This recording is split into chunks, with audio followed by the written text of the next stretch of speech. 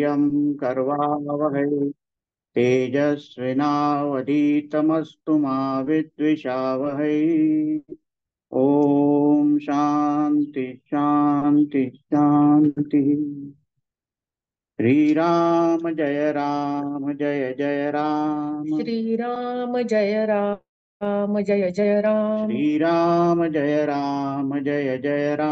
श्री राम जय राम जय जय राम। श्री राम जय जय राम। श्री राम जय राम जय जय राम। श्री राम जय जय राम। श्री राम जय राम जय जय राम। श्री राम जय जय राम। श्री राम जय राम जय जय राम। श्री राम जय जय राम।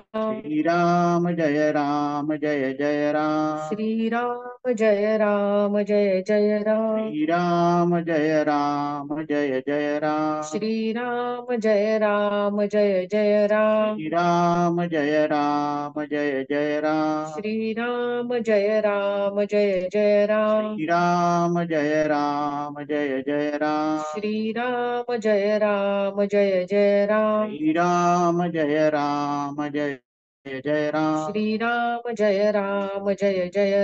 श्री राम जय राम जय जय राम। श्री राम जय जय राम। श्री राम जय राम जय जय राम। श्री राम जय जय राम। श्री राम जय राम जय जय राम। श्री राम जय जय राम। श्री राम जय राम जय जय राम। श्री राम जय जय राम। श्री राम जय राम जय जय राम। श्री राम जय जय राम। श्री राम जय राम जय जय राम। श्री राम जय जय राम। श्री राम जय राम जय जय राम। श्री राम जय जय राम। श्री राम जय राम जय जय राम। श्री राम जय जय राम। श्री राम जय राम जय जय राम। श्री राम जय जय राम। श्री राम जय राम जय जय राम। श्री राम जय जय राम। श्री राम जय राम जय जय राम। श्री राम जय जय राम। श्री राम जय राम जय जय राम। श्री राम जय जय राम। श्री राम जय राम जय जय राम। श्री राम जय जय राम। श्री राम जय राम जय जय राम। श्री राम जय जय राम। श्री राम जय राम जय जय राम। श्री राम जय जय राम। श्री राम जय राम जय जय राम। श्री राम जय जय राम।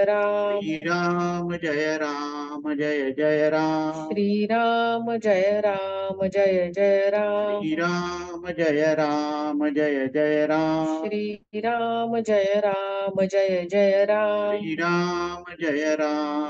जय जय राम। श्री राम जय राम जय जय राम। श्री राम जय जय राम। श्री राम जय राम जय जय राम। श्री राम जय जय राम। श्री राम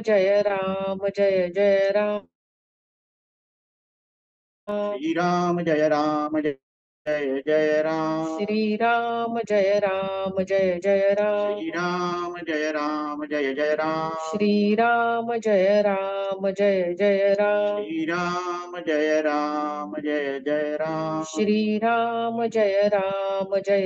श्री राम जय राम जय जय राम। श्री राम जय जय राम। श्री राम जय राम जय जय राम। श्री राम जय जय राम। श्री राम जय राम जय जय राम। श्री राम जय जय राम। श्री राम जय राम जय जय राम। श्री राम जय जय राम। श्री राम जय राम जय जय राम। श्री राम जय जय राम। श्री राम जय राम जय जय राम। श्री राम जय जय राम।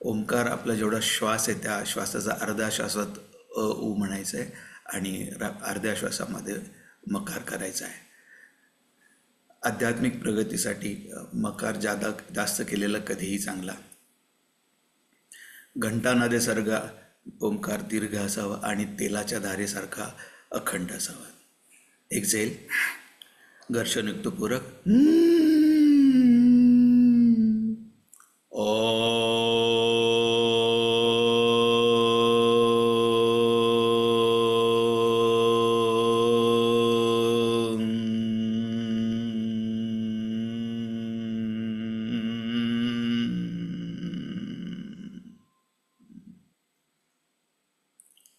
पूरक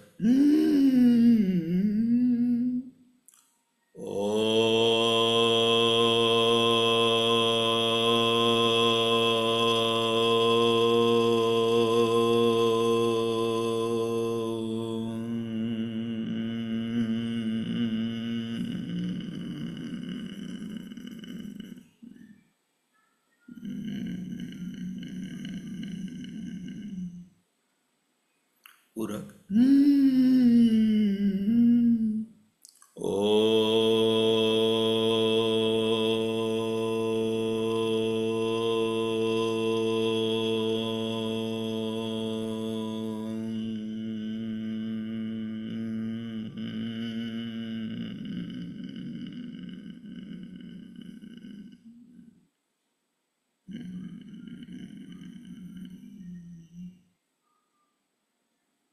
शांत शांत शांत.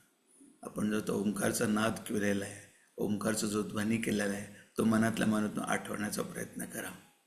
छातीच्या मध्यामध्ये जिथं अनाहत चक्र आहे तिकडं अंगुष्ठ मात्र ज्योती बघण्याचा प्रयत्न करा. Try to visualize thumb size bright flame in chest area where Anahata chakra is situated. तिथं जर दिसत नसेल तर भ्रू मध्यमध्ये 2 भुवयाच्या मध्ये आज्ञाचक्र आहे, तिथं अंगुष्ठ मात्र ज्योती बघण्याचा प्रयत्न करा. बाहेरच्या वातावरणात पूर्णपणे विसरून जाऊ. जी ज्योती आपण बघण्याचा प्रयत्न करत आहोत ती आत्मस्वरूप आहे. आत्मस्वरूपाशी एकरूप होण्याचा प्रयत्न करूयात.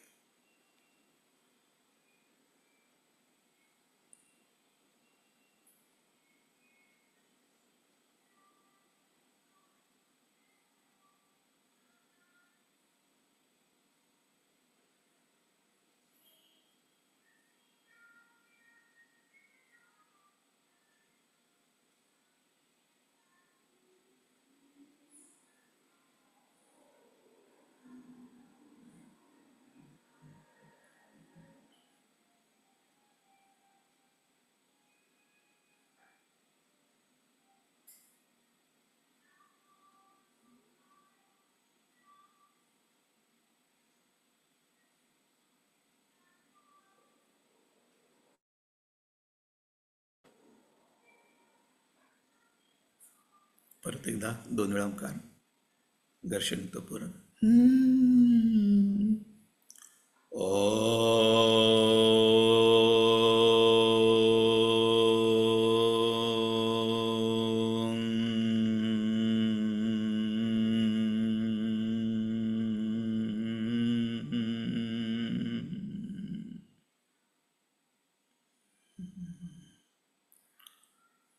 पूरक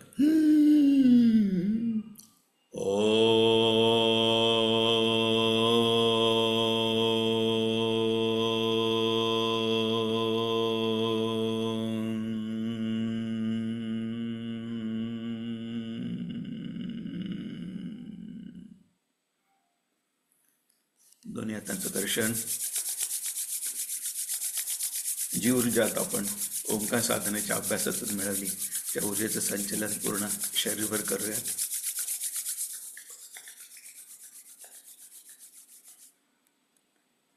चेहरा कप करूयात.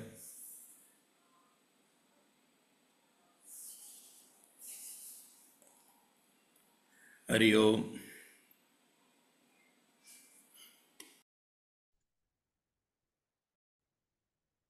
आज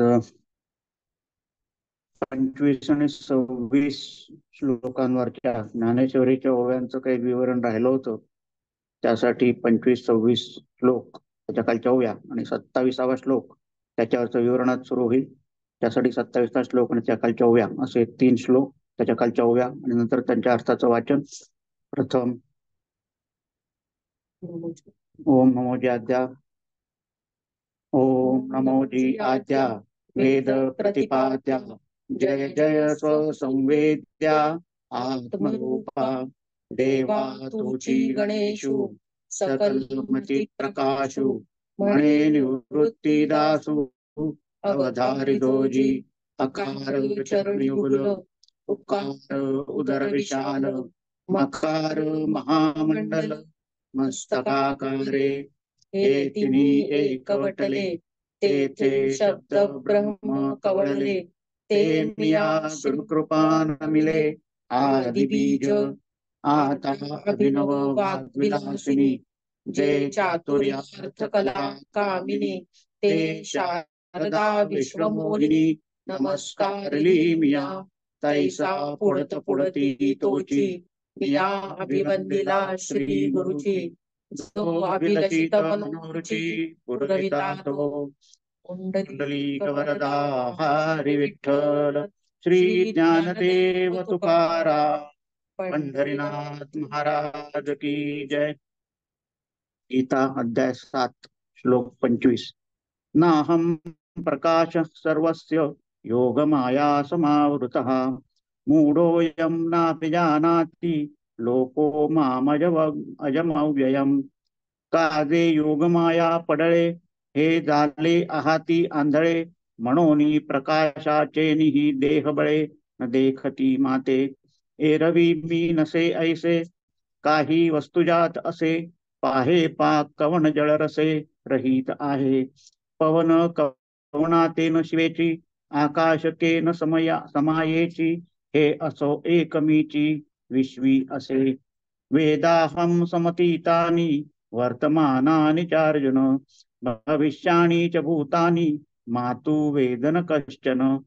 येथे भूते जिये अतीतली तिये मीची होऊ निठेली आणि वर्तत आहाती जे तुली तीही मीची. भविष्यमाने जियेही तीही मज वेगळी नाही हा बोलची एरवी काही होय नादाय. दोराचिया सापासी डोंबा बडीना गव्हाळा ऐसी संख्यान करवे कोणासी तेवी भूतासी मिथ्यत्वे. ऐसा मी पंडुसुता अनुस्यूत सदा असता या संसार जो भूता तो आने बोले. आता थोडी ऐसी गोठी सांगिजेल परियेसी जै अहंकार तनुसी वालव पडिले. इच्छा द्वेष समुत्थेन द्वंद्व मोहेन भारत सर्वभूतानि सम्मोहम सर्गे यान्ति परंतप. तै इच्छा हे कुमारी झाली मग ते कामाची तारुण्या आली तेच द्वेषेसी मांडली वराडिक. तया दोघास्तव जन्मला ऐसा द्वंद्व मोह झाला मग तो आजयाने वाढविला अहंकारे. जो धृतीसी सदा प्रतिकूळू नियमाही नागवे सळू आशा रसे दोंदिलू झाला शांता. असंतुष्टीची मदिरा मत्त होनी धनुर्धरा विषयांचा वोवरा विकृतीसी असे. तेने भावशुद्धीची वाटे विखुरले विकल्पाचे काटे मग चिरिले अवांटे अप्रवृत्तीचे. तेने भूते भांबावली म्हणून संसाराची आडवा माझी पडली महारुखांचा घेतली दांडेवरी.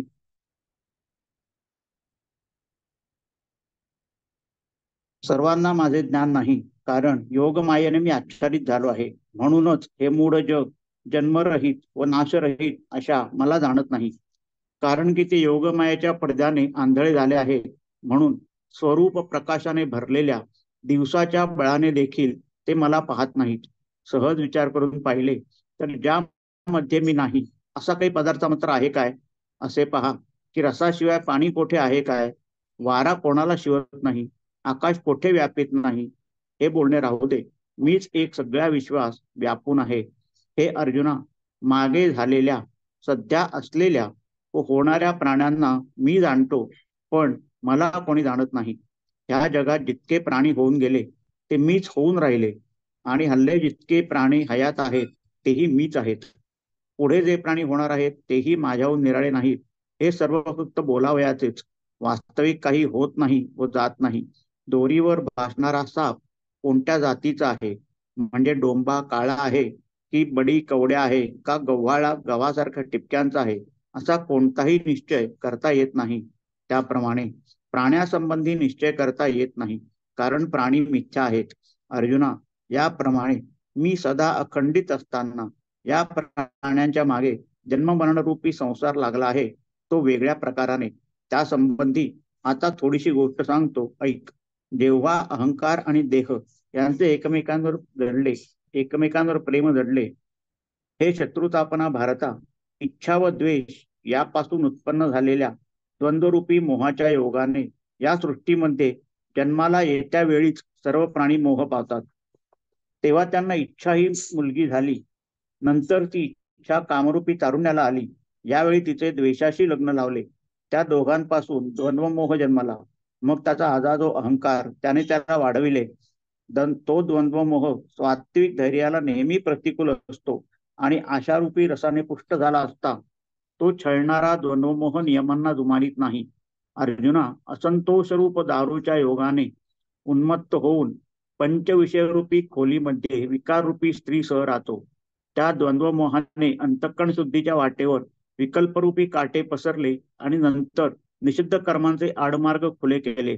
त्या योगाने प्राणी भांबावले म्हणून संसाररूपी अरण्यात पडले आणि मग मोठमोठ्या दुःखांच्या दांडक्याने बडवले गेले. जय जय रघुवीर समर्थ.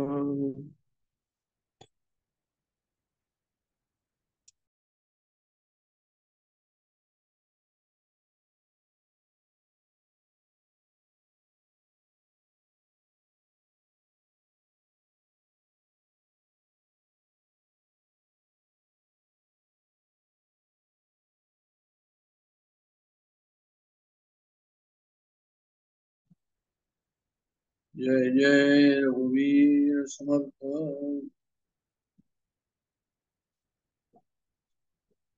गुरु ब्रह्मा गुरु विष्णु गुरुदेव महेश्वर, गुरु साक्षात परब्रह्म तस्मै श्री गुरुवे नमः.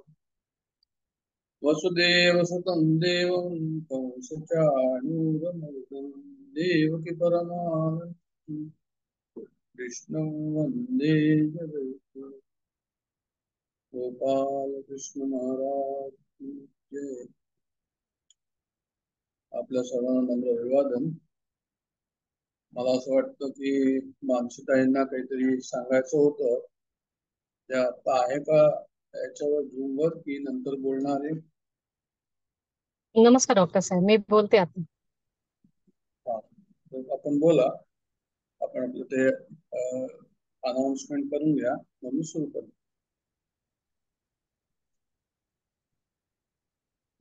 जय श्रीराम. मी एक छोटीशी अनाउन्समेंट करणार आहे. ती आपल्या पुढच्या रविवारच्या अभ्यास वर्गाशी रिलेटेड आहे. पुढचा रविवार म्हणजे 14 जुलैला येत्या आठवड्यामध्ये म्हणजे 11 जुलैला परमपूज्य डॉक्टर काकांचा 90वा वाढदिवस आहे आणि त्यानिमित्त शिवगडला गुरुपौर्णिमेच्या दिवशी म्हणजे 21 तारखेला त्यांचा 90वा वाढदिवस पण साजरा करण्यात येणार आहे. तर त्यानिमित्त आपण दासबोध अभ्यास वर्गातर्फे त्यांचा वाढदिवस साजरा करावा.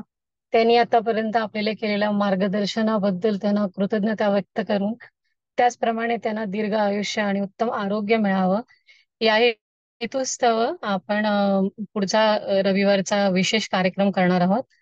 एकत्र मिळून आपण सगळे उपासना करणार आहोत. त्याच्याशी रिलेटेड जी PDF असेल ती आपण ग्रुपवर निश्चितपणे आठवड्यातच पाठवू. मुख्य म्हणजे त्यांनी जो आतापर्यंत आपल्याला उपदेश केला आहे त्याच्याशी रिलेटेड त्याच्याबद्दलचं मनन व्हावं म्हणून आपण त्याच्यामध्ये एक विशेष सेक्शन इन्क्लूड करणार आहे, ज्यामध्ये परमपूज्य डॉक्टर काकांचे मला भावलेले जी शिकवण आहे ती मी माझ्या आयुष्यात कशी उतरवली आहे किंवा उतरवत आहे याबद्दल आपल्या सगळ्यांना असे विनंती आहे की आपण निदान 5 ते 7 मिनिटं याच्याशी निगडीत काही प्रिपरेशन करून त्या दिवशी सादर करावे. जास्तीत जास्त साधकांनी याच्यामध्ये जर का सहभाग घेतला तर त्यानिमित्ताने परमपूज्य डॉक्टर काकांचे अनेक वेगळे जे शिकवण आहेत त्याच्याशी रिलेटेड मनन आणि चिंतन होईल. म्हणून सगळ्यांना विनंती आहे की सगळ्यांनी शक्य होईल तेवढ्या याच्यामध्ये पार्टिसिपेट करावे. त्यासाठी आपले नावं जे आहेत ती येत्या आठवड्याभरात नोंदवावी. म्हणजे आपल्याला आपल्या पुढच्या जो अभ्यास वर्ग आहे त्याचे वेळापत्रक नीटसर ठरवता येईल. तर टू समराईज, आपण पुढच्या रविवारी म्हणजे 14 जुलैला परमपूज्य डॉक्टर काकांच्या वाढदिवसानिमित्त विशेष कार्यक्रम करणार आहोत. त्याची रूपरेषा आपण आठवड्याभरात पाठवूच, पण तुम्ही नाव नोंदवणी मात्र निश्चितपणे करा. विषय आहे परमपूज्य डॉक्टर काकांचे मला भावलेले शिका प्रयत्न करत आहे. जय श्रीराम. धन्यवाद डॉक्टर साहेब.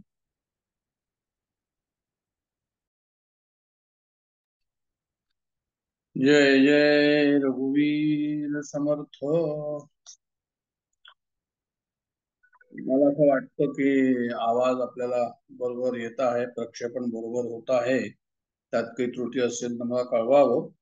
आता आपण जो आहे तो भगवद्गीता आणि ज्ञानेश्वरी 7वा अध्याय आणि आपला प्रवास चाललाय 24, 25, 26 या 24, 25, 26 आणि 27 ह्या याच्यातनं प्रवास चाललेला आहे. 27, 24, 25, 26 हे श्लोक आपण पाहिलेले आहे. थोडासा ज्ञानेश्वरीचा भाग जो आहे तो आपण 24वा ज्ञानेश्वरीचाही भाग पाहिलेला आहे. 25 आणि 26 तेवढं आपण पाहायचं राहून गेलो होतं. तर तो ज्ञानेश्वरीचा भाग आणि आजचा 27वा श्लोक पाहूयात. आपल्याला कुठपर्यंत आपण आपली मजल जाते. तर 24वा जो श्लोक आहे तो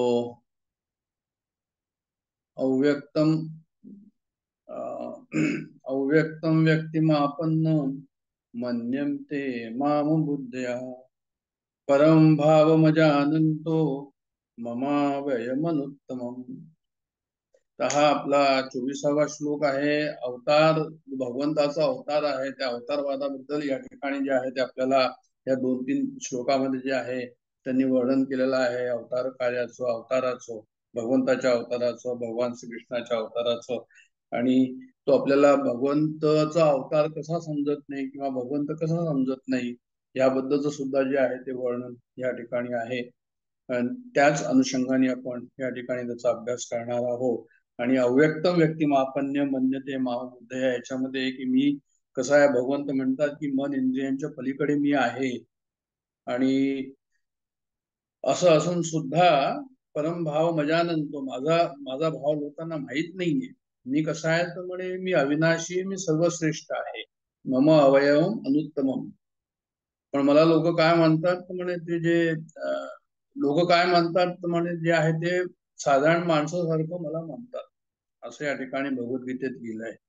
म्हणजे त्यांचं म्हणणं असं की अल्पज्ञानी पुरुष माझ्या अविनाशी आणि सर्वश्रेष्ठ भावाला जाणत नाही. मी मन इंद्रियांच्या पलीकडे आहे.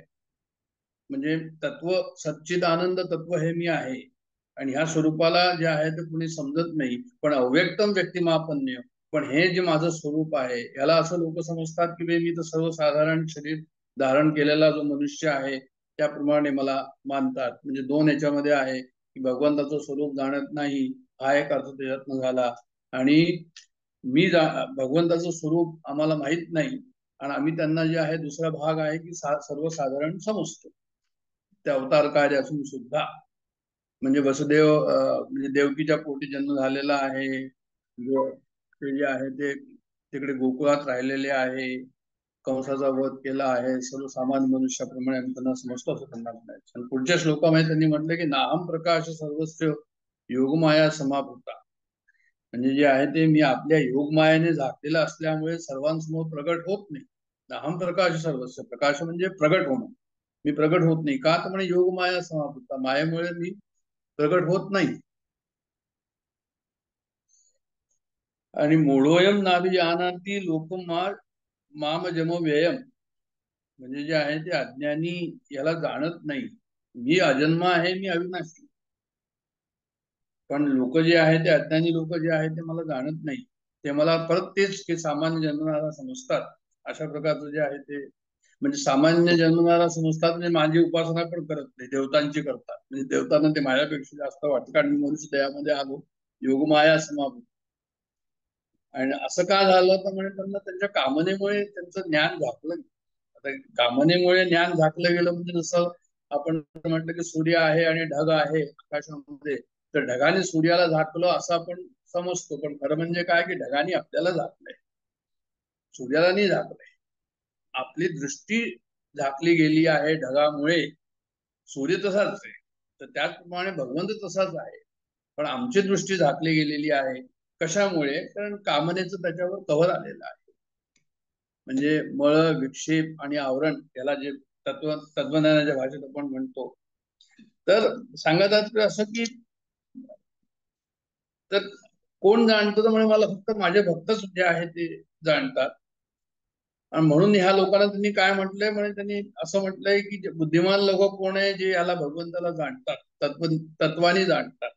मग अल्पबुद्धी कोण आहे, जे देवतांनाच मानतात, भगवंताला मानत नाही. देवतांना सर्व काही मानतात, देवतांची पूजा करतात. निर्बुद्ध कोण आहे, म्हणजे भगवंतालाही मानत नाही आणि देवतांनाही मानत नाही, ते सामान्य माणूस. तर अशा प्रकारचं रामसुखदास महाराजांनी या 24-25 याच्यात वर्णन केलेलं आहे. आणि 26 जे आहे 26 की वेदाहम सर्व मितानी वर्तमानानी चार्जुन, वेदहम जे आहे ते म्हणजे मी जाणतो भूतकाळाला, वर्तमान काळाला आणि भविष्यानी जे भूतानी माम तू वेदन कष्ट, म्हणजे भविष्य पण सर्व मी जाणतो, पण लोक मला नाही जाणतो असं त्यांना म्हणायचं. परत तेच आलं की लोक जाणत नाही आणि मी सर्वांना जाणतो. मी अजय, मी कसा आहे म्हणजे मी अजय अव्यय आहे, मी अविनाशी आहे, मी सच्चिदानंद स्वरूप आहे. हे लोक नाही समजत असं त्यांना म्हणायचं या ठिकाणी. म्हणजे त्यांनी या ठिकाणी वर्तमान काळ असं म्हटलेलं आहे. म्हणजे भगवंतांनी आपल्यासाठी 3 काळ सांगितले मनुष्यासाठी, पण त्यांच्याकरता फक्त वर्तमानच आहे. अहम वेद म्हणजे मी जाणतो, म्हणजे प्रत्येक काळामध्ये म्हणजे त्यांना त्यांच्याकरता सर्व वर्तमान काळच आहे. म्हणजे देश, काळ, वस्तू, व्यक्ती, घटना, परिस्थिती हे सर्व जे आहे ते आमच्याकरताच आहे. भगवंताकरता तो सर्व काळ एकच आहे. कसा? तो उदाहरण दिलंय त्यांनी सूर्याचं. सूर्य कसा आहे, म्हणजे सूर्य नेहमीच जो आहे तो प्रगटलेला असतो आकाशामध्ये. सूर्याचं जसं असतं त्याच्याकरता मग वर्तमान काळ, भूतकाळ, भविष्यकाळ सूर्याकरता काय? त्यांनी महाभारताचं युद्ध पाहिलं, त्याच्याकरताही तोच वर्तमान काळ, आज तो पाहतोय तोच, आणि उद्याचं काही पाहिलं ते म्हणजे भविष्य त्याला नाही म्हणता येणार. कारण सन जो आहे तो कसा आहे, त्यामुळे तो नेहमीच जो आहे तो आपला तळपता सूर्य आहे. तर तसंच भगवंत सुद्धा जो आहे तो कसा आहे, म्हणजे consciousness, pure consciousness, it is awareness, तर it is all the time there. He is knower of everything आणि ऑल शायनिंग विथ हिम. त्याच्यामुळे सर्व जे आहे ते सर्व दूर इल्युमिन होत आहे असं. म्हणजे असं की आम्ही त्याला समजत नाही. या वेद ते सर्व नजयस्य वेदता, म्हणजे God knows everything, God is not known. त्याला कोणी नाही म्हणजे जे आहे ते त्याला आणखीन दुसरं जाणणारा नाहीये, तो सर्वांना जाणतो असं त्यांना म्हणायचं या ठिकाणी. आणि काय की म्हणजे मायेमुळे काय होतं की माया allows to play infinite to finite, म्हणजे अनंतापासून शांत कसं झालो आपलं सर्व हे, म्हणजे हे मायेमुळे झालं. अशा प्रकारचा हा 26वा श्लोक पण आपण पाहिला आहे. आणि पुढचा श्लोक जर पाहायला गेलं तर म्हणजे हा आहे इच्छाद्वेष समुत्थेन द्वंद्व मोहेन भारत सर्वभूतानि सम्मोहन सर्वे यांती परंतप. म्हणजे ह्या ठिकाणी जो जो आजचा श्लोक आहे आपला, इच्छा आणि द्वेषाने उत्पन्न समुत्थेन, म्हणजे इच्छा आणि द्वेषाने काय झालं तर म्हणजे उत्पन्न झालं. काय झालं उत्पन्न? द्वंद्व मोहेन, सुख दुःख द्वंद्वरूपी मोह, शीत उष्ण, चांगलं वाईट, द्वंद्व मोहेन भारत. हे भरतवंशी अर्जुन, हे सर्व जे आहे ते कशामुळे झालं तर म्हणजे इच्छा आणि द्वेषामुळे उत्पन्न झालं. आणि सर्व भूतानी संमोहन सर्गी यांती परंतप, म्हणजे संपूर्ण प्राणी मोहरूपी अज्ञानाला, सर्गे म्हणजे संसार आणि यांती म्हणजे प्राप्त होतो. म्हणजे संपूर्ण प्राणी मोहरूपी अज्ञानाला, अज्ञानामुळे संसाराला प्राप्त होतो असं या ठिकाणी म्हटलेलं आहे. म्हणजे ते ह्या ठिकाणी असं सांगितलं की अवतार काय झालं, अवतार काय आहे असं त्यांनी वर्णन केलं. अवतार आम्हाला समजत नाही हेही वर्णन झालं, आम्हाला माहित नाही हेही कळलं त्यांनी. आता ते या ठिकाणी सांगतात की बे आता भगवंताला जर कोणी जाणत नाही तर भगवंताला न जाणण्यामध्ये मुख्य कारण काय आहे, तर म्हणजे इच्छा द्वेष समुच्चय. म्हणजे याचं कारण जे आहे ते इच्छा म्हणजे आसक्ती, आणि इच्छा आणि द्वेषाने हे जे उत्पन्न झालेलं आहे द्वंद्व आणि मोह, आणि त्याच्यामुळे जे आहे ते सर्व प्राणी जितके काही आहे ते संसारामध्ये काय झाले, अनादिकालापासूनच मूर्तीला प्राप्त झाले आहे, जन्म मरणाला प्राप्त झालेले आहे. आणि सर्व कशामुळे झालं, ते इच्छा द्वेष. आता साधनेच्या हिशोबाने हा श्लोक फार महत्वाचा आहे, कारण आमचं अज्ञान आहे, आम्हाला भगवंताला ओळखता येत नाही. मानमान तुहे भगवान अशा प्रकारचं जे एक वाक्य आहे, अहम ब्रह्मास्मी हे जे आहे, तत्वमसी जे आहे, आम्हाला कळत नाही. कारण इच्छा द्वेष समुच्चय, आमच्या इच्छा आणि द्वेष हे अज्ञान जे आहे हे मध्ये आल्याने, अज्ञानामुळे इच्छा ज्या आहे त्यामध्ये आल्याने हे आम्हाला समजत नाही. अशा प्रकारचं ह्या ठिकाणी जे आहे तो बोध आपल्याला केलेला आहे. आणि आपण असं पाहूया की इतर लोकांनी या ठिकाणी म्हणजे इतर संतांनी याच्याबद्दल काय म्हटलेलं आहे, त्याच्यानंतर मग आपण जे आहे ते या श्लोकावर परत येऊ. की या ठिकाणी ते असं म्हणतात की मानवामध्ये अहंकारी व्यक्तिमत्व जे आहे ते भगवान स्वरूपाला जाणण्यास अयशस्वी होतो, त्याचं वर्णन केलेलं आहे, असं सांगितलंय. स्वामी चिन्मयानंदांचं वर्णन जे आहे ते अशा प्रकारचं आहे की आमचा अहंकार जो आहे तो आम्हाला भगवंताला जाणू देत नाही. म्हणजे उत्कट कामना, इच्छा हृदयातून निघून आसक्ती असलेल्या विषयाकडे धावते, आणि ती वस्तू किंवा व्यक्तीवर जेव्हा आढळते तेव्हा त्या ठिकाणी काय होतं, तो म्हणे फेवरेबल किंवा अनफेवरेबल परावर्तन होतं त्याचं. आणि मग अशा प्रकारचा त्या इच्छा ज्या आहेत त्या ते विचार जे आहे ते काय, तर म्हणे ते या तर प्रेम स्वरूपात प्रगटतात किंवा द्वेष स्वरूपात प्रगट होतात. आणि ह्या रागद्वेषाच्या रस्साखेचीतच जे आहे ते आमचं जीवन काय होतं म्हणे, मानसिक तणावात येतं, यातनामय वेदना आम्ही भोगतो आणि संपूर्ण जीवन त्याच्यामध्येच जातो. म्हणजे कामनेचा पाठलाग, इच्छेचा पाठलाग आणि द्वेषामुळे विचार प्रक्षोभाचे, अशा प्रकारचे आणखीन वेगवेगळे नवीन विचारांना जन्म देतात. मनुष्य सत्यतत्वापासून त्यामुळे काय होतं, आणखीन दूर जातो, विक्षेप निर्माण होतो, म्हणून तो दूर जातो. तर मग काय करायचं ते म्हणतात या ठिकाणी, या श्लोकाच्या संदर्भामध्ये हे सर्व विचार या ठिकाणी मांडलेले आहे चिन्मयानंदांनी, ते मी या ठिकाणी पाहतो आहोत. की ते म्हणतात की मन प्रक्षोभापासून दूर करायचं, त्यात अभ्यास ठेवायचं, भगवंताकडे लावायचं आणि त्याच्यावर विजय मिळवायचा, हाच एक मार्ग या ठिकाणी जे आहे ते सांगितलं आहे. आणि त्यांनी एवढे सांगितलंय की जगाचे सर्व धर्म कोणतेही तुम्ही घ्या, आध्यात्मिक साधनाचं त्याच्यामध्ये कोणती पद्धती असेल ते एकच ही पद्धती त्या ठिकाणी सर्व दूर आहे, की मानसिक संतुलन, मग ते भावनिक असो, बौद्धिक असो, शारीरिक असो, हा जो मार्ग आहे हा सर्व धर्मामध्ये सांगितलेला आहे. तेव्हा सत्यतत्वाशी जे आहे आपण जाऊन मिळू, असं त्यांनी म्हटलंय. आणि हा कसा आहे तर म्हणे, हे जे इच्छा आणि द्वेषाबद्दल जे या ठिकाणी वर्णन चाललंय जन्मापासूनच आहे. सर्व भूतानी संमोहम सर्गे यांती पर्यंत, म्हणजे ज्याच्यापासून सुटण्यास मनुष्य जन्मताच असमर्थ असतो. खरं म्हणजे हा देह जन्माला येतो तर एक प्लॅनिंग असतं, म्हणजे स्वतःच्या सुप्त वासना, स्वतःच्या सुप्त इच्छा ज्या आहे त्या पुरवून घेण्यासाठी विस्तृत योजना आखूनच जणू काही ही स्वतः निर्माण केलेली एक जे आहे ते प्लॅनिंग आणि शोकांतिका पण आहे. कारण की मनुष्य जो आहे तो या जगामध्ये शेवटी सुखी होतच नाही, जगी सर्व सुखी असा कोण आहे, असेच चिन्मयानंदांनी या ठिकाणी अशा प्रकारे त्याला लिहिलेलं आहे. तर इच्छाद्वेष, इच्छाद्वेष जे आहे ते हे द्वंद्वरूप मोह जो आहे तो निर्माण करतो. त्याच्यामुळे हे सर्व जे आहे ते म्हणजे भगवंताने सांगितलं की कल्याण मार्ग मध्ये जे आहे ते आपलं विघ्न जे आहे ते ह्याच्याचमुळे येतं. म्हणजे ह्याच्यामुळे भगवद्गीतेने त्याला वैरी म्हटलेलं आहे.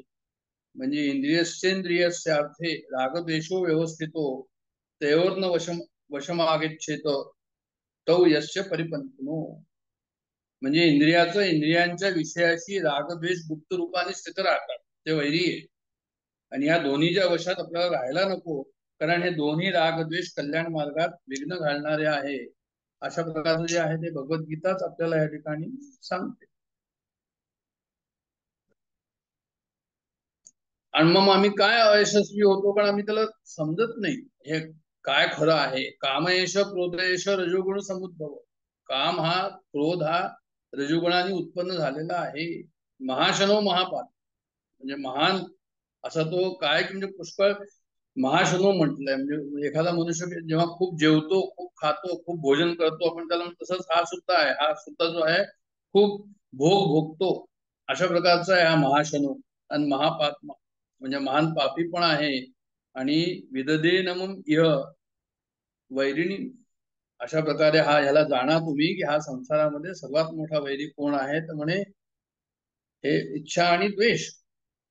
अशा प्रकारे रजोगुणापासून उत्पन्न झाला हा काम आणि हा द्वेष. आणि जर आपलं काम पूर्ण झालं नाही तर क्रोध हा कधीच तृप्त होणारा नाहीये, हा महान पापी आहे. अशा प्रकारचं वर्णन या ठिकाणी त्यांनी केलेलं आहे. आणखीन आपण या ठिकाणी श्लोकाच्या अर्थाच्या वर यायच्या पूर्वी शंकराचार्यांनी याच्यावर जे आहे ते काही भाष्य केलेलं आहे या श्लोकावर.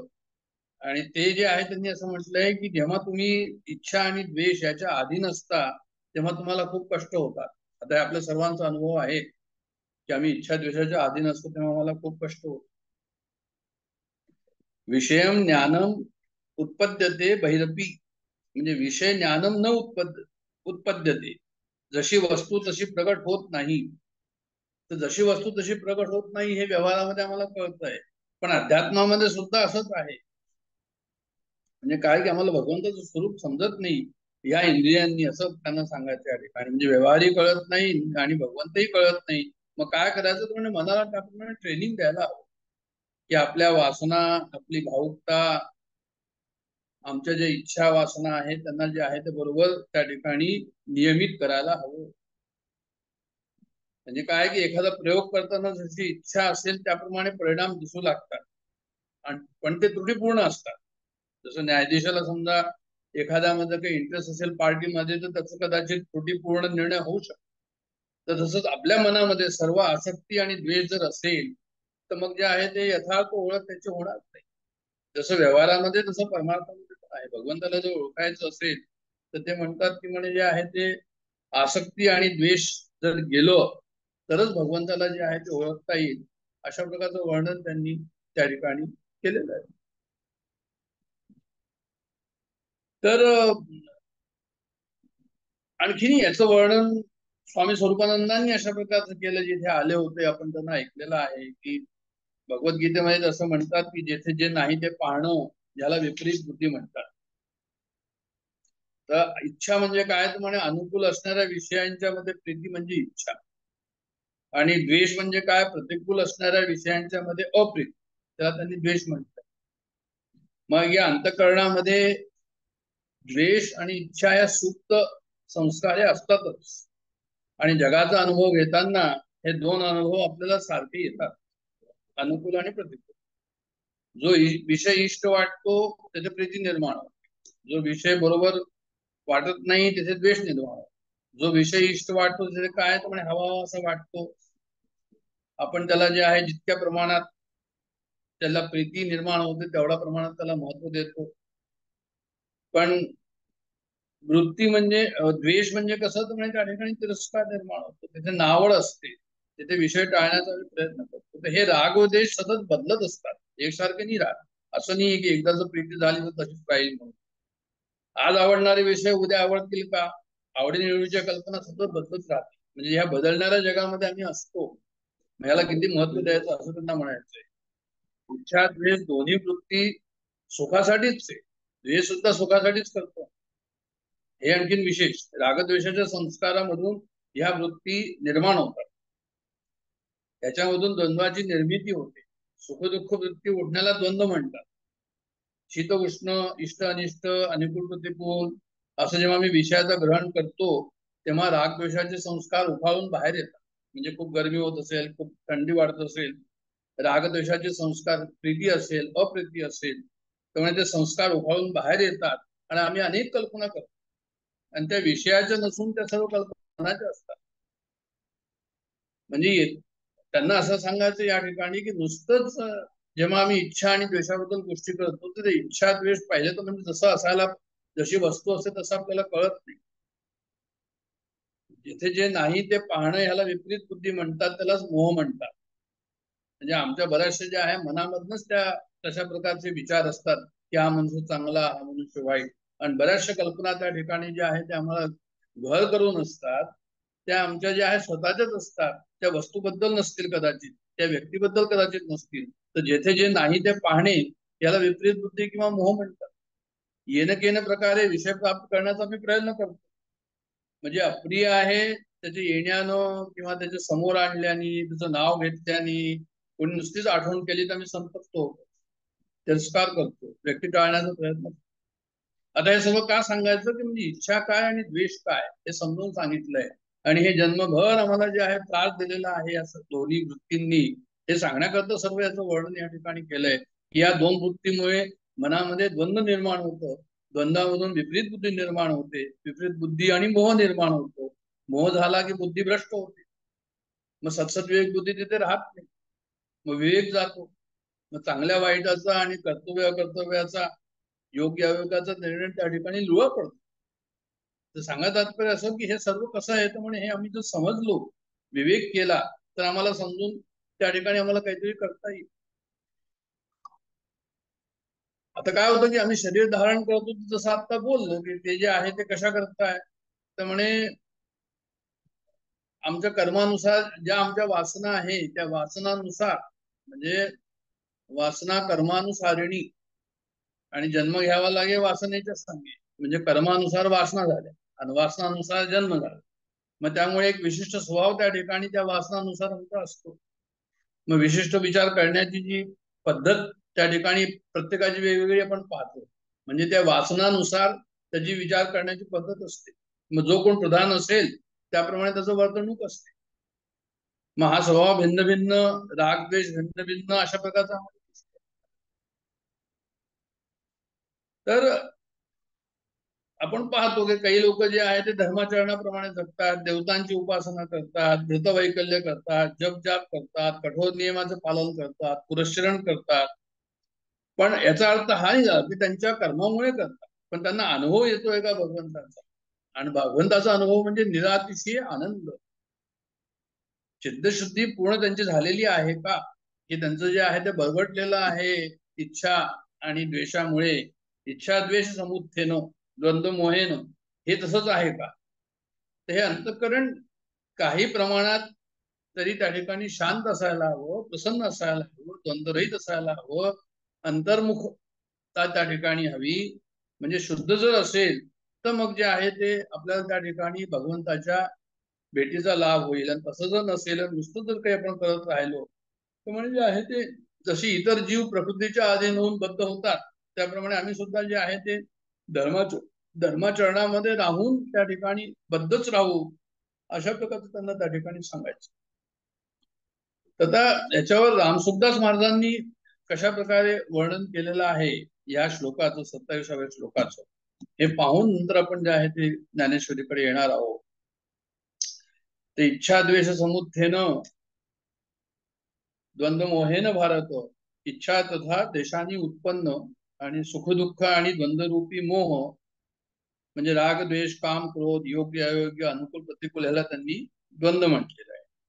आणि सर्व भूतानी सम्मोह, म्हणजे संपूर्ण प्राणी सम्मोह म्हणजे मोहरूपी अज्ञानाला, सर्गे यांती पर्यंत संसाराला प्राप्त होतात, म्हणजे इच्छा आणि द्वेषापासून सुखदुःख आदी द्वंद्वरूपी मोह उत्पन्न होतात. परत मी वाचतोय आणि महत्वाचं आहे, हा बेसिक या ठिकाणी जो आहे तो सेंट्रल आयडिया हा आहे की इच्छा आणि द्वेषापासून सुखदुःख आदी द्वंद्वरूपी मोह उत्पन्न होतात व त्यापासून संसाराचे संपूर्ण प्राणी अत्यंत संमोहता अज्ञानाला प्राप्त होतात.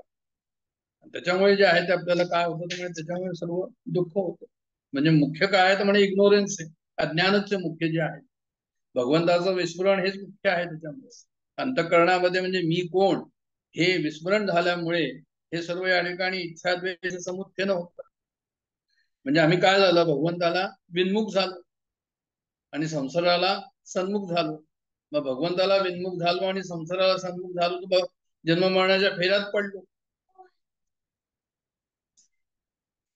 मग आता काय करायचं तर म्हणजे संसाराशी विन्मुख होऊन भगवंताकडे सन्मुख व्हावं ह्याची आवश्यकता आहे. मग त्याच्यामध्ये बाधा काय?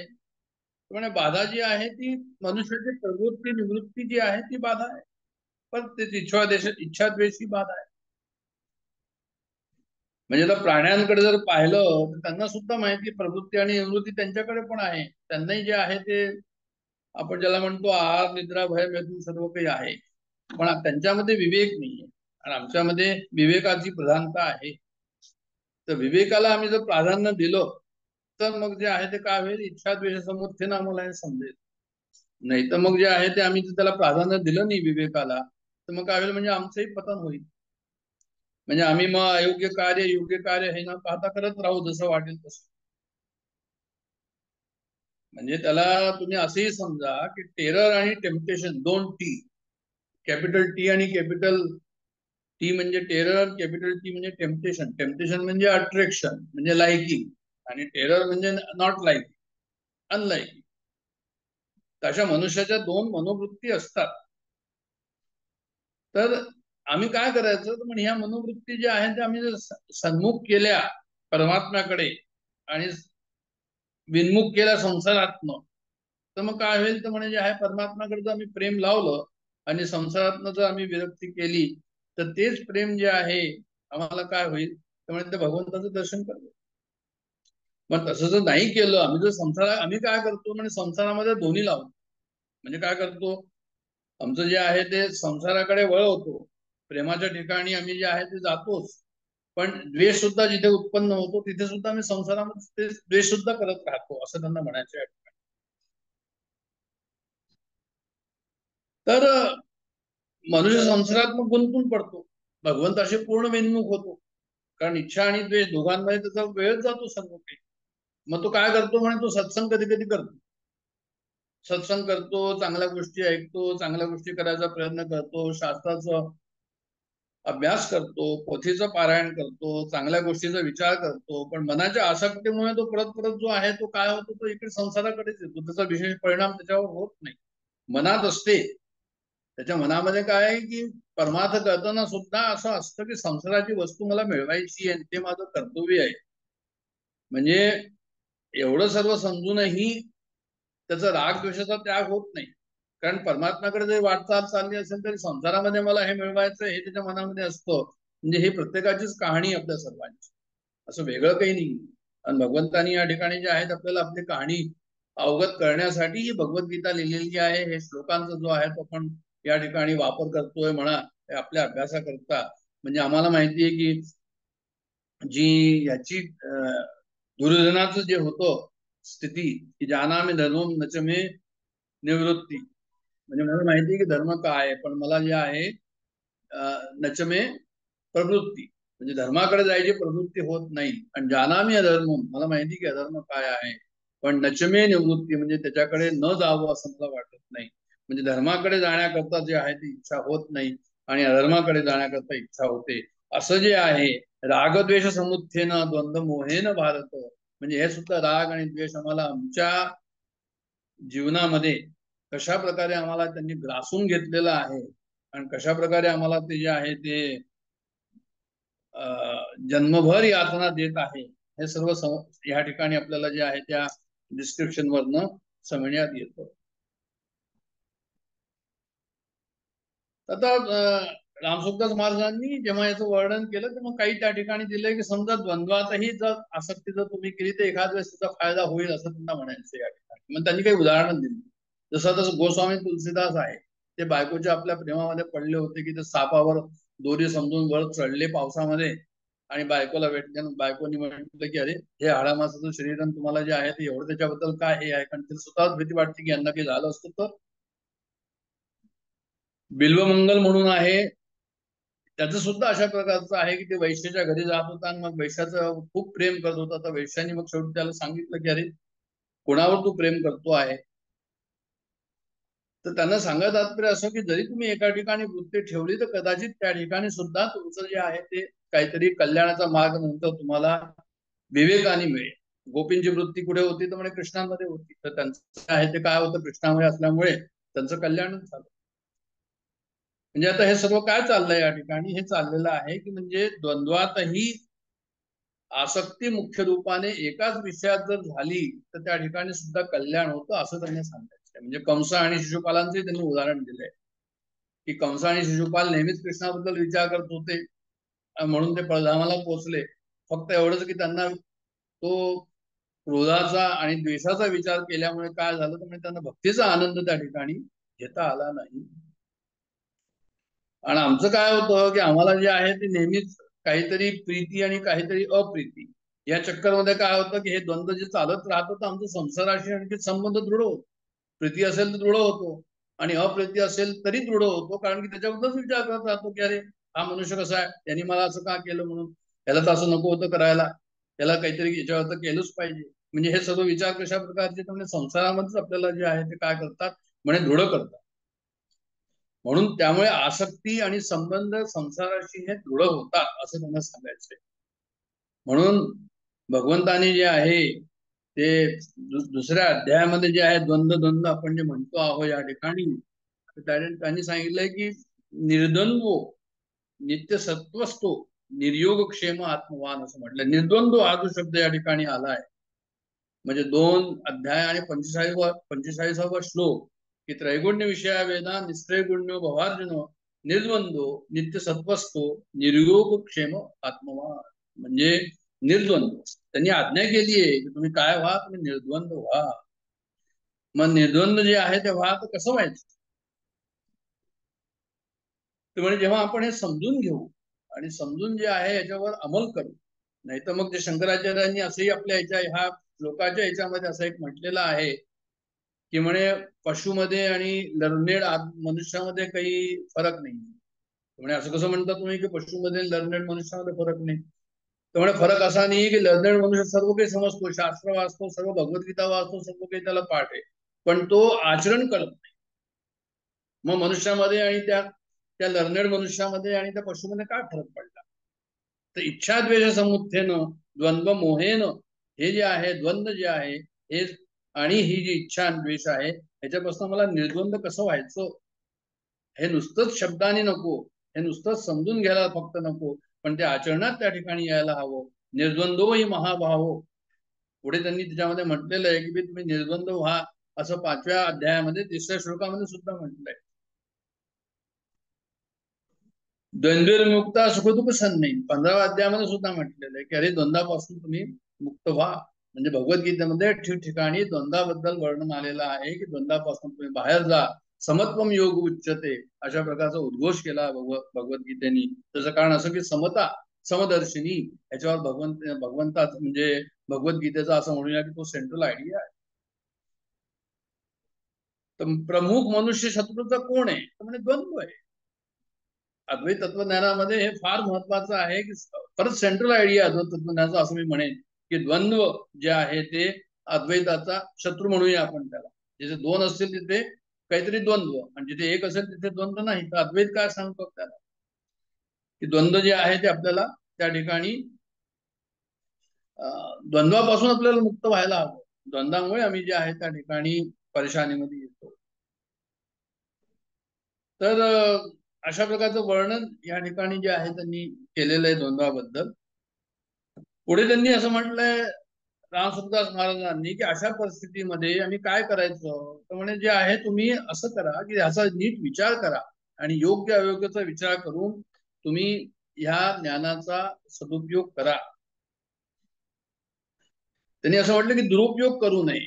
आता सदुपयोग करा म्हटल्यानंतर आम्ही वाचलं, आम्ही समजलं, आम्ही त्याच्यामध्ये आणलं, आमच्या आचरणामध्ये आणलं असं जर आम्ही म्हटलं तर मग आम्हाला कदाचित अहंकार त्या ठिकाणी निर्माण होण्याची शक्यता आहे. मग ते काय म्हणतात की म्हणजे तुम्ही त्याचं फक्त एवढंच करा की याच्याबद्दल एवढा विचार करा की तुम्ही कोणत्याही व्यवहारामध्ये दुरुपयोग करू नका. आणि दुरुपयोग करू नका असा जर विचार केला तो आपोआप सदुपयोग होईल आणि मग आपोआप सदुपयोग होईल तर त्या सदुपयोग करण्याचा आम्हाला अहंकार कदाचित येणार नाही. अशा प्रकारचं त्यांनी या ठिकाणी जे आहे ते रिझनिंग दिलेलं आहे. खूप सुंदर आहे की कारण अभिमान का नाही, कारण ठरवून सदुपयोग केला नाही.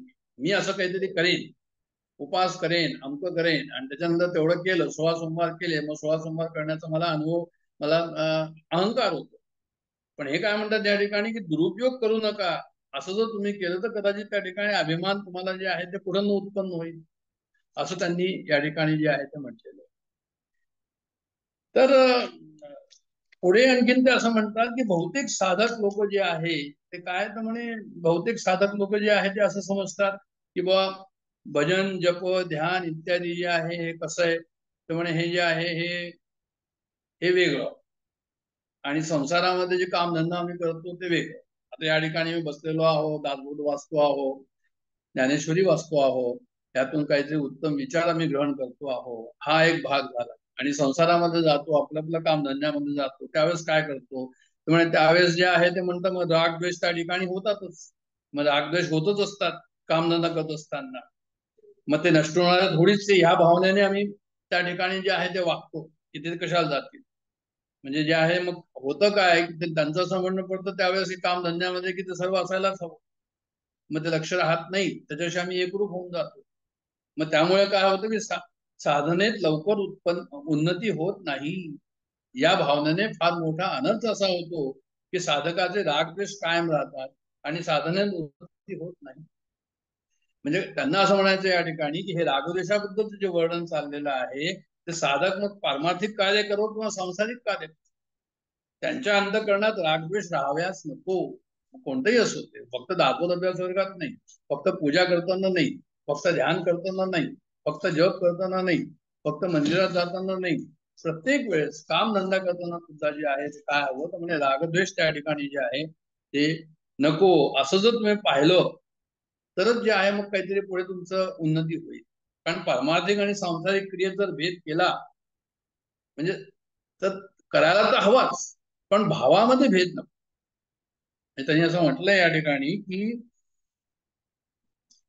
की सांसारिक क्रिया आणि पारमार्थिक क्रिया ह्यामध्ये क्रियेमध्ये भेद असेल पण भावामध्ये भाव एकच हवा. म्हणजे मी साधक आहे हाच त्या ठिकाणी भाव हवा. क्रियामध्ये भेद राहील, तो राहिला पाहिजे, पण भावामध्ये भेद नको. म्हणजे भावाद्वैतम सदा कुर्यात क्रियाद्वैतम कुत्रचित. म्हणजे भावामध्ये जे आहे ते कसं आहे तर म्हणे एकच भाव सर्व दूर आहे की वासुदेव सर्वमिती. पण क्रियाद्वैतम कुत्रचित म्हणजे क्रियेमध्ये व्यावहारिक भेद हा त्या ठिकाणी येणार, पण भाव सगळ्या ठिकाणी सारखा हवा. म्हणजे रामदासांनी असं म्हटलंय दासबोधामध्ये की मनुष्य आणि गधडे, राजहंस आणि कोंबडे, राजे आणि माकडे एक कैची. म्हणजे दासबोधामध्ये अशा प्रकारचं जे वर्णन आहे तर त्यांनी हेच म्हटलेलं आहे की भाव त्या ठिकाणी कसा हवा आणि क्रिया त्या ठिकाणी कशी हवी. तर क्रिया व्यावहारिक दृष्टीने व्यावहारिक हिशोबाने हवी. पण आता हे सर्व सांगायचं तात्पर्य काय की हे जे आम्ही असं समजू नये की फक्त जे आहे ते परमार्थ करतानाच फक्त आम्हाला जे आहे ते रागद्वेष नको, असं त्या ठिकाणी समजायला नको. रागद्वेष केव्हाही नको, फक्त व्यवहाराच्या हिशोबाने आम्ही कार्य त्या ठिकाणी करावं. आता हे सर्व नवीन आहे असं नाही, पण आता ह्या श्लोकाच्या हिशोबाने आम्हाला त्याची जे आहे ते आठवण या ठिकाणी अभ्यास त्या ठिकाणी जो आपण करतो या ठिकाणी. म्हणजे काय होतं की संसार बंधनाचं मूळ अज्ञानापेक्षा जास्त रागद्वेष द्वंद्व आहे, हाही एक विचार त्या ठिकाणी मांडला. म्हणजे पुष्कळ असं होतं की मी कोण आहे मला माहित नाही म्हणून मी फसलेलो आहे संसारामध्ये, असं जर आपण विचार केला तत्वज्ञान ऐकल्यावर तर म्हणे त्यांनी असं सांगितलं रिझनिंग असं दिलं की नाही म्हणे तुम्ही कोण आहे हे तुम्हाला माहित नाही, अज्ञान आहे तर ठीकच आहे, पण रागद्वेषामुळे तुम्ही जे आहे ते जास्त संसारात फसलेला आहात. म्हणजे पहा विचार करून जर पाहिलं तर आपल्याला बरोबर वाटेल ते की रागद्वेषामुळे जास्त फसलो आहे, मी कोण आहे माहित नाही हे तर नंतरच आहे. तर देशकाल वस्तू व्यक्ती परिस्थितीला आपण सुखदुःखाचं आम्ही जे आहे ते कारण समजतो आणि त्याप्रमाणे त्याला चेंज करायचा प्रयत्न करतो आणि त्यामुळे मग रागद्वेष पैदा होतात. ज्याला सुखाचं कारण मानतो आसक्ती ज्या ठिकाणी उत्पन्न करतो, ज्याला दुःखाचं कारण म्हणतो त्या ठिकाणी द्वेष उत्पन्न होतो. म्हणजे अशा सर्व याच्यामध्ये संसाराला अधिक चिकटतो. आणखीन एक शेवटला मुद्दा या ठिकाणी आहे की त्रिभुर्गुणमयी भावे एवी सर्वमिदम जगत. म्हणजे हे जो 14वा जो श्लोक या ठिकाणी आहे मोहितम नाभिजानाति मामेभ्य परमं व्ययम, हे 13वा श्लोक या ठिकाणी दिला ह्याच्यामध्ये की तिन्ही गुणांनी मोहित प्राणी मला जाणत नाही आणि संसारालाही ते जाणत नाही. असं का म्हटलं संसाराला जाणत नाही, म्हणजे भगवंताला जाणत नाही 3 गुणांमुळे, कारण की आम्ही 3 गुणांमध्ये फसलेलो आहोत. त्याच्यामुळे संसारालाही जाणत नाही असं म्हणतात. का तर म्हणे संसारात बुडलेले आहे. जर कोणी त्याच्यामध्ये बुडलेला असेल तर त्याला वाटत नाही की मी बुडलेला आहे. मग संसारात जर कोणी बुडलेला असेल तर मग जो आहे तो भगवंतापासून खूपच दूर झाला. आणि मग जो आहे तो काय संसारात तो टाकू शकत नाही. तर भगवंतापासून दूर राहून भगवंताला आपण जाणू शकत नाही. भगवंताला जर जाणायचं असेल तर काय करायला हवं की संसारात डुबायला नको, संसारात बुडायला नको. संसाराचे ज्ञान संसारापासून वेगळे हवे की हा संसार आहे, हे मला भगवंतानी माझं कर्तव्य करायचंय म्हणून या ठिकाणी मला पाठवलं आहे. माझं जर कर्मानुसार माझं जो प्लॅनिंग आहे, प्रोजेक्ट आहे या जीवनाचं, त्याच्याकरता म्हणून मी जन्म घेतलेला आहे. पण हे सर्व कसं आहे तर म्हणजे हे सर्व जे आहे ते आगाजेगा झाले की नाही असं म्हणूया, किंवा ब्रह्मसत्यम जगन मिथ्या म्हणूया. म्हणजे भगवंताचं ज्ञान जे आहे ते कसं होईल तर म्हणजे भगवंताचं ज्ञान त्याच्याशी एक रूप होऊनच होईल. अशा प्रकारचा हा या ठिकाणी या 27व्या श्लोकाचा भाव या ठिकाणी आपण अभ्यास केलेला आहे. आणि राग द्वेषावर मुद्दाम जे आहे ते आपण जोर दिलेला आहे. म्हणजे आपल्याला जे आहे ते खरं म्हणजे we are all stuck up in that अशा प्रकारचा विचार या ठिकाणी आपल्या मनामध्ये असल्यामुळे म्हणून त्याच्यावर आपण जास्त हे केलेलं आहे, जोर दिला आहे. आणि ज्ञानेश्वरीकडे आता आपण वळूया. आणि ज्ञानेश्वरी जे आहे ते 25वा श्लोक ज्ञानेश्वरीचा, जसं मी सांगितलं की थोड्याच ओव्या आहे, पण त्या आपण पाहिला नव्हत्या की नाहम प्रकाश सर्वस्व योगमाया समापुष्ट हा जो श्लोक आहे त्याच्यामुळे ज्ञानेश्वरीची 198वी ओळी जी आहे ते असं म्हणतात की म्हणे योगमायेच्या पडद्यामुळे हे झाले आहात की आंधळे, हे आंधळे झाले आहेत म्हणून प्रकाशाचे नि देह बळे, म्हणजे मला देह मानल्यामुळे न देहती मानते. म्हणजे जसं मोतियाबिंदू झाला की माणसाला दिसत नाही, तसा हा मायाचा पडदा आल्यामुळे आम्ही भगवंताला, योग मायाचा पडदा आल्यामुळे आम्ही भगवंताला नाहम प्रकाश सर्वस्व, मला प्रगट मी आहे हे ते समजत नाही. असं प्रत्यक्ष भगवंत आम्ही दिसत नाही. एरवी मी नसे असे काय वस्तुजात असे, पाहे पा कवण जळ असे रहित आहे. म्हणजे एरवी मी नसे असे काही वस्तुजात का असे, पाहे पा कवण जळ असे म्हणजे पहावं कोणते जळ असे. म्हणजे असं काही आहे का की पाणी आहे पण पाणी पातळ नाही, पाणी आहे पण पाणी रसमय नाही. आणि असं जर असेल की पाणी पातळ नाही पाणी रसमय नाही तर मग पाणी कसलं. त्याचा अर्थ काय झाला की म्हणजे जसं पाणी रसमय असतं, जसं पाणी पातळ असतं, तसा मी सुद्धा विश्वामध्ये मीच भरलेला आहे. मी नसे ऐसे काय वस्तुजात असे, मी ज्यात नाही अशी वस्तूच विश्वात नाही. या विश्वात जे काही घडतं आहे ते माझ्या इच्छेने घडतं आहे. आणि इथपर्यंत जर मी पोचलो तर मग माझा जो आहे तो सर्वच प्रश्न माझे निघतो. म्हणजे पहा ज्ञानेश्वर महाराजांनी कशा प्रकारे त्याचं वर्णन ओळींमध्ये सुंदर वर्णन केलेलं आहे की पवनू कोवणाते न शिवीच, म्हणजे वारा कवणाते न शिवीची, आकाश केन समायची, आकाश कशात समावत पण नाही, हे असो एकुमीची विश्वी आहे. म्हणजे मीच सर्व विश्वामध्ये भरून आहे. म्हणजे वाऱ्याचा कोणाला स्पर्श होत नाही असं कोणी आहे का, प्रत्येकाला स्पर्श होतो. आकाश जसं सर्वव्यापी आहे असं काही आहे का की आकाश व्यापी सर्वव्यापी नाही म्हणून. तसा या संबंध विश्वामध्ये एकच परमेश्वर भरलेला आहे.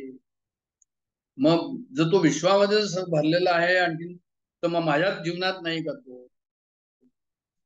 आता ह्या सर्व पार्श्वभूमीवर जर आम्ही असा विचार केला की एखादं कर्म आमच्या हातून एखादं कर्म न व्हावं असं झालं तर परमात्माला ते मनाने सांगावं. आता या ठिकाणी जे आहे ते पुष्कळ वेळा आम्ही व्यवहारामध्ये चुका करतो आणि नंतर आम्ही रिग्रेट करतो. आणि अजून सुद्धा जे आहे ते तरुणपणे किंवा आणखीन जीवनामध्ये ज्या ज्या चुका केलेल्या आहेत ते आमच्या मनामध्ये सलत असतात. ते शल्य आम्हाला टोचत असतो. दासबोधात आल्यानंतर, ज्ञानेश्वरीमध्ये आल्यानंतर ते आणखीन जास्त जाणवतात. मग त्याच्याकरता काय करायचं याचं जे आहे ते उत्तर श्री गुरुवेलसरांनी या ठिकाणी या ओवीच्या संदर्भामध्ये दिलेलं आहे की ह्या पार्श्वभूमीवर नीतिशास्त्राच्या दृष्टीने सांगतो. समजा आपल्या हातून एखादं कर्म घडलं आणि ते चुकीचं झालं तर त्या परमात्म्याला सांगावं मनाने की माझ्या हातून चुकीचं कर्म झालं, मी आता ते तुला देतो, आता त्याचा आणि माझा संबंध नाही. अहो या अफाट विश्वामध्ये त्याला किती महत्व, त्याला किती आपलं ह्याचं महत्व असेल चुकीचं, त्याला तसं काहीच नसतं. तो तर कर्म घेऊनच जाईल. तो मग जो कर्म घेऊन गेला तर आपल्याला शुद्ध करून टाकेल. आता मी चांगलाच आहे तर माझ्याकडे बघ, अशा प्रकारची त्या ठिकाणी मनोधारणा, मनोविचार, मनाची जी आहे ती सेटिंग, मनाचा जो आहे तो यांनी दाखवलंय की आपल्याला कशा प्रकारे विचार करायला हवा, कशा प्रकारे बुद्धी त्या ठिकाणी चालवायला हवी, कशा प्रकारे प्रार्थना करायला हवी. आता एवढंच त्याच्यामध्ये की जे आहे ते सर्व ते शुद्ध बुद्धीने झालं पाहिजे, खूप मनाने झालं पाहिजे, वरवर नको, ते आतून झालं पाहिजे, मनातून झालं पाहिजे. त्यांनी असं एक मानसशास्त्राचा जो आहे तो संदर्भ दिलेला आहे की सायकोलॉजिस्ट एक होता, त्यांनी असं म्हटलं की माणसं चुकतात आणि ते परमेश्वराला अर्पण करतात, म्हणतात की माझं चुकलं, तर त्या माणसाच्या त्या घटनेशी भविष्यात संबंध राहत नाही. म्हणजे आम्ही जर काही चुका केलेल्या आहेत त्या जर परमेश्वराला अर्पण केल्या, आमच्या गुरुला जर आम्ही अर्पण केल्या, तर मग काय होतं, तर म्हणे मग आम्ही we are no more sinner and sinner as a future, अशा प्रकारचं वर्णन त्यांनी केलं. तर वेदाहम समतीतानी वर्तमानानी च अर्जुन भविष्याणी च भूतानी मानतू वेदन कश्चन. तर या ठिकाणी त्यांनी म्हटलं की अर्जुना, भूतकाळ, वर्तमान काळ, भविष्य काळातील भूताना मी जाणतो, पण मला कोणी जाणत नाही. म्हणजे तिन्ही श्लोकांमध्ये हे आलंय की मला कोणी जाणत नाही. म्हणजे मूढोयम नाभी जानाति मागच्या श्लोकामध्ये आलं. त्याच्या मागच्या श्लोकामध्ये काय आलं, तर म्हणे त्याच्या मागच्या श्लोकामध्ये परमभाव मजानंतो, म्हणजे मला कोणी जाणत नाही. 24 मध्ये आलं. 25 मध्ये आलं मूढोयम नाभी जान. 26 मध्ये आलं मानतू वेदन कष्ट, मला कोणी जाणत नाही. तर हा जो एक भाव या ठिकाणी मी सांगायचा प्रयत्न करतोय की भगवंताला जाणत नाही, ते का जाणत नाही याच्याबद्दलच वर्णन चाललंय. आणि भगवंताला मी जाणत नाही तर ते जाणून घ्या. आणि सांगतात की भगवंत कसा आहे, ते म्हणतात की म्हणे जेथे भूते जिये अतिपली तिये मीची होऊन ठेली आणि वर्तत आहात जेथुली तीही मीची. म्हणजे जी भूते होऊन गेली आणि ती मीची होऊन ठेली, मीच होऊन राहिले. जितके भूत झाले ते मीच झालो आणि वर्तत आहात जेथली तेही मीच. म्हणजे वर्तमानामध्ये जे काही आहे ते सर्व मीच आहे. म्हणजे ते म्हणतात की फार लक्षात घेण्यासारखं आहे की भगवंत काय म्हणतात या ठिकाणी, की जितकं काही विश्वामध्ये आत्मंत होऊन गेलं, प्राणी म्हणा, माणसं म्हणा, तर ज्ञानेश्वर महाराजांनी त्याला भूते शब्द असं वापरलेला आहे. आणि ते म्हणतात की म्हणे हे जे अतीत आहे ना, हे अतीत कसं आहे, तर म्हणे हे अतीत आणि हे आत्ताचं, म्हणजे ह्या ठिकाणी वर्तमान फक्त शब्द वापरलेला आहे, भूत आणि भविष्य त्यांनी वापरलेलाच नाहीये. भूते शब्द वापरला आहे. ही सगळी माझ्यामुळे आहेत असं ते म्हणतात. आता त्यांच्यामुळे जो सर्व विश्व आहे, त्यांच्यामुळे ही सर्व भूते आहे. तर मग मी कुठे जन्माला यावं, माझा भाऊ कोण असावं, माझं बहीण कोण असावं, माझे आई वडील कोण असावे, माझा मुलगा कोण असावा, कोणत्या समाजामध्ये मी यायला हवं, कुठे जन्माला यायला हवं, कोणत्या काळात यायला हवं, कोणी समकालीन असावं. तर मग असं जर सर्व आमच्या अनुवांशिक असतो देह, तर म्हणे कोणते आजार व्हायला हवे. तर म्हणजे याचा अर्थ काय झाला, याचा अर्थ हा झाला की आणि वर्तत हाती जेथुली तीही मीची, तीही मीचीचा अर्थ हा झाला की भगवंताचं जे हे सर्व जग ज्याला आम्ही समजतो, हे जग जे आहे ते आमच्या हातामध्ये काही नाही. माझ्या हातात काहीच नाही. वर्तमानातलं काय माझ्या हातात आहे, तर असं आहे की मी सुखदुःख मानणं हा वेडेपणा आहे. म्हणजे आता जर माझ्या हातात काही नाही, मला जर सुख झालं, आणि माझ्या हातात काही नाही, मला जर दुःख झालं, तर मग मी त्याला मानावं का? कारण की सर्वच काही भगवंताचं चाललेलं असेल तर. भविष्यमाणे जिथेही तीही मज वेगळी नाही, हा बोलची एरवी काही होईना जाय. म्हणजे किंवा भविष्यात जन्मणारी जी प्राणी आहे किंवा काही विश्व निर्माण होणार आहे, तीही मज वेगळी नाही, ते काही माझ्यापेक्षा वेगळं नाही होणार आहे. हा बोलची एरवी काही, म्हणजे हे बोलणे एरवी नाही, होईना जाय, म्हणजे काही होत नाही, काही जात नाही. म्हणजे आता ते सांगितलं त्यांनी पहिले काय, अतीत आणि वर्तमान, आता सांगतात भविष्य. तर भविष्यामध्ये जे काही विश्व समोर निर्माण होणार, प्राणी निर्माण होणार, मनुष्य निर्माण होणार, तीही माझ्यापेक्षा वेगळी नाहीये. म्हणजे भूत, वर्तमान आणि भविष्य सगळं या विश्वाचा जो खटाटोप आहे तो ठरलेला आहे. मानवाला त्याच्यामध्ये स्वतंत्रता नाहीये. म्हणजे it is a fundamental assumption. अशा प्रकारचं आम्ही अझम्पशन केलं तर आम्हाला काय आहे की त्यामुळे जो आहे तो हा एक विचार जो आहे आम्ही ग्रहित करून घ्यायला हवा. विश्वाला हेतू आहे, विश्वात घडणाऱ्या गोष्टी नियमाने होतात, कायद्याने होतात. त्यात माझा जो भाग आहे तो ठरलेला आहे, तो किती जरी असेल तरी तो निश्चित आहे, तो भाग जो काही माझा आहे तो. आणि त्या कर्म करण्यासाठी मी इथे येतो. कर्म संपलं की मी नाहीसा होतो. मग भगवान म्हणतात की हे सर्वांचा मृत्यू आलेला आहे युद्धामध्ये, तू काय म्हणतो की मी त्यांना मारणार म्हणून? तू त्यांना मारतोस हे असा विचार करणं चूक आहे. हे जे विश्व जे आहे ते चालवतो आहे, तुझं कर्ते पण फार कमी आहे. आता इथे कमी शब्द आलेला आहे, हे लक्षात ठेव. आपण पाहतोच ना, मी करीन असं काय आहे याची जाणीव पाहिजे. म्हणजे हा विचार जो आहे हा नीट समजून उमजून आपल्याला आत्मसात करायला पाहिजे. दोराची या सापासी डोंबा बडिया ना गवाळायसी, संख्या न करवे कोणासी तेवे होतासी मिथ्यत्वे. आता साप जर दोरीवर जर साप दिसत असेल तर काळा कवड्या ना कळला अशा प्रकारचं जे त्याला म्हणतात की वेगवेगळ्या रंगाचा आहे की काळा आहे की गव्हाळा आहे असं कोणी ठरवू शकत नाही, कारण हा भ्रम आहे. मग लोकांमध्ये जर खोटेपण आहे तर काय आहे? जगामध्ये तुला जे दिसतं तू आपल्या कल्पनेप्रमाणे त्याला इंटरप्रिटेशन करतो. वेदांताने त्याचं उत्तम उदाहरण दिलंय. म्हणजे दोरी असताना जर साप आपल्याला कळतो आणि हा साप खरा की खोटा म्हटल्यावर जेव्हा साप दिसतो तेव्हा मला भीती तर वाटते. मग साप घावण्यापुरता तरी खरा आहे असं म्हणायला हरकत नाही, पण त्याने दोरीवर आपल्या कल्पनेचा आरोप केला. तसं व्यवहारामध्ये सुद्धा मी अशा कल्पना करत असतो की मी अफसर झालो, मला मुलगा झाला, मी सुखी होईन, आपली सुखाची एक कल्पना आहे. आणि पण हे नाही कळत की जेव्हा तो सर्व काही होईल त्यावेळेस नवीन भानगडी त्या ठिकाणी निर्माण होतात, हे विसरतो. तर हा जो भ्रम आहे हा कसा आहे, म्हणजे हा एकेरी, माझा सांगण्याचा हेतू असा की हे भ्रम एकेरी नाही. काय आहे की प्रत्येक गोष्टीमध्ये माझ्या कल्पनेचं मी प्रक्षेपण करतो, माझी कल्पना त्यात जोडतो, त्याच्यावर आरोप करतो. आणि मग प्रपंचामध्ये अनुभव घेऊन येऊन काय येणार, तर भ्रमाचाच अनुभव येणार. म्हणजे सध्याच्या जगामध्ये माणसाला भ्रमावरतीच जगवलेलं आहे. म्हणजे ऍडव्हर्टाइजमेंट बद्दल म्हणतात ते या ठिकाणी, ऍडव्हर्टाइजमेंट कशा आहेत आणि सर्व भ्रम निर्माण करतात त्या ठिकाणी. त्या भ्रमावर कसं म्हणजे पूर्ण अर्थव्यवस्था अवलंबून, अशा प्रकारचे भ्रम आहे. इल्युजन्स थ्रू एजेस अशा प्रकारचं त्यांनी त्या ठिकाणी एक कोट केलेलं आहे पुस्तक, की भ्रमाबद्दलचं त्यांनी वर्णन केलंय. तर ऐसा मी पंडसुता अनुसुत सदा असता, या संसार जो होता तो आने बोले. म्हणजे जे आहे ते म्हणतात या ठिकाणी की अरे पांडवा, या विश्वाला मी अखंडपणे अनुसुत सदा असता, अखंडित सदा असता. या संसार जो भूता, या संसाराला जो लागला तो आने बोले, म्हणजे तो वेगळ्या अर्थाने सांगतो. म्हणजे विश्वाला अखंडपणे मी व्यापून आहे, माझ्यात खंड नाहीये, अनुसूत आहे.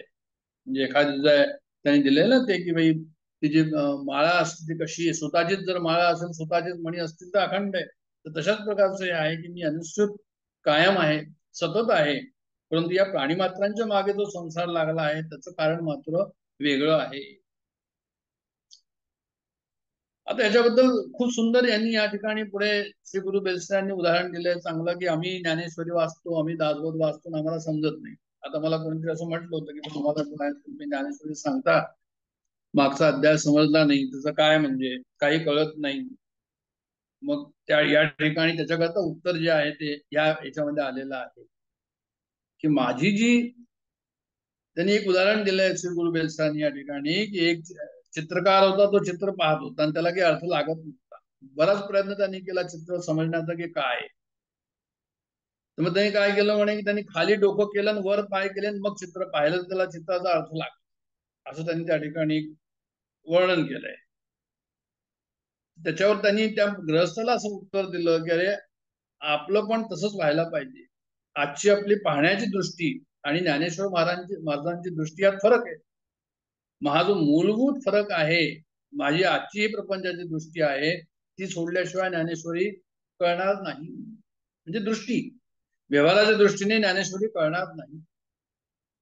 त्याला अध्यात्म बुद्धीच पाहिजे, त्याला गुरुनी दिलेली दृष्टीच त्या ठिकाणी हवी.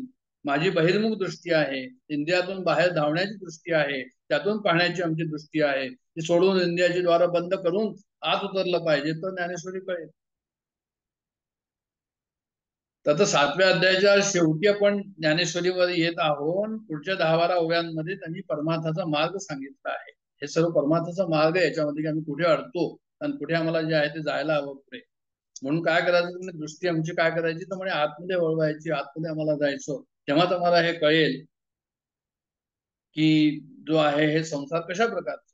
तरी त्याची आता थोडीशी गोडी सांगेल परियसी पै अहंकार तदुसी वालक पडते. आता त्यांनी या ठिकाणी जे एक सुंदर सुंदर गोष्ट सांगितलेली आहे आणि सुंदर गोष्ट आपण पुढच्या वेळेस पाहणार आहोत की कशा प्रकारचे खूपच एक आध्यात्मिक रूपक सुंदर असं रचलेलं आहे.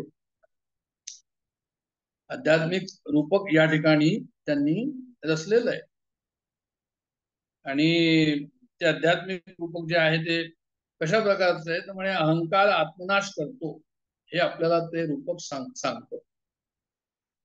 म्हणजे अहंकार काय आहे तर म्हणजे पुरुष आहे आणि देह काय आहे स्त्री आहे.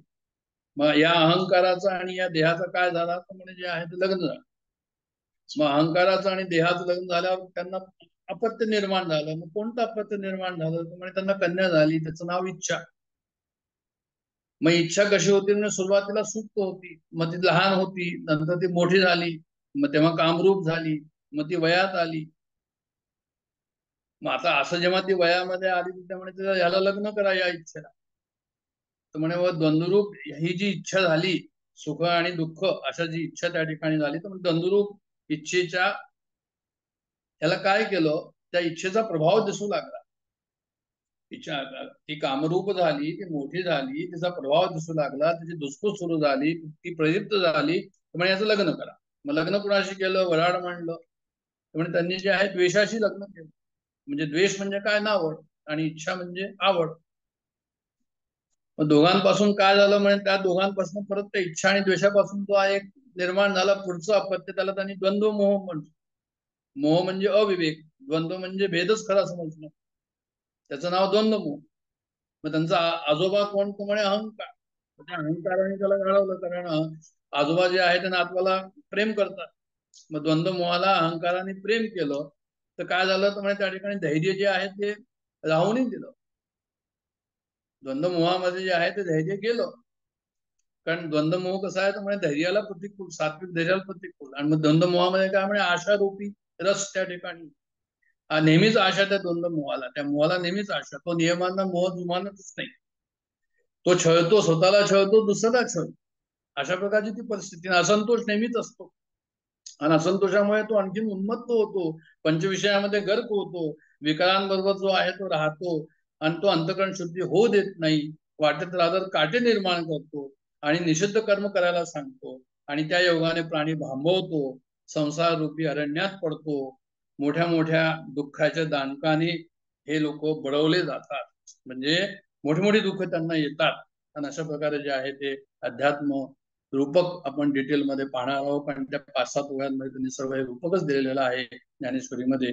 ते पाहून आपण पुढे जाऊया. नंतर पुढच्या वेळेस पाहू. जय जय रघुवीर समर्थ.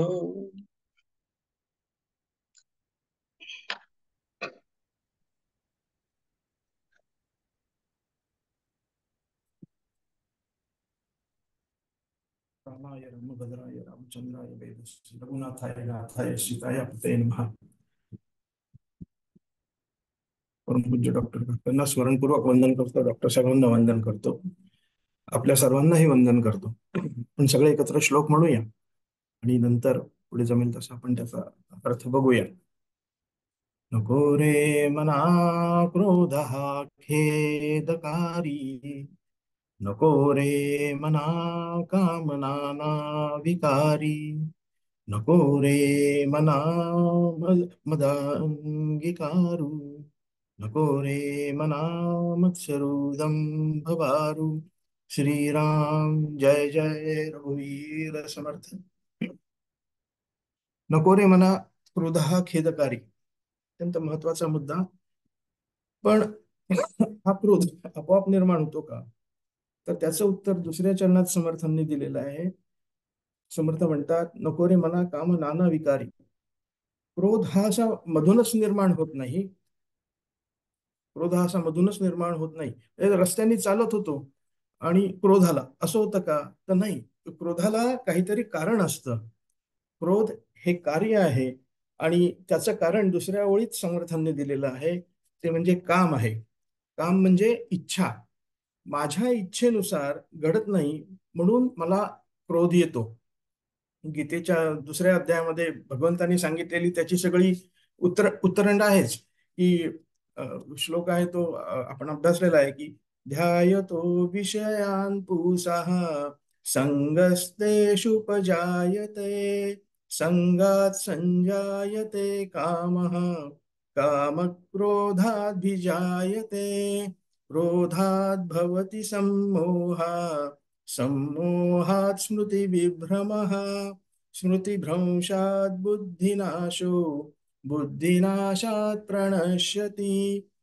बुद्धिनाश त्याचा अंत बुद्धिनाशामध्ये होतो आणि बुद्धिनाश म्हणजे वाटोळं.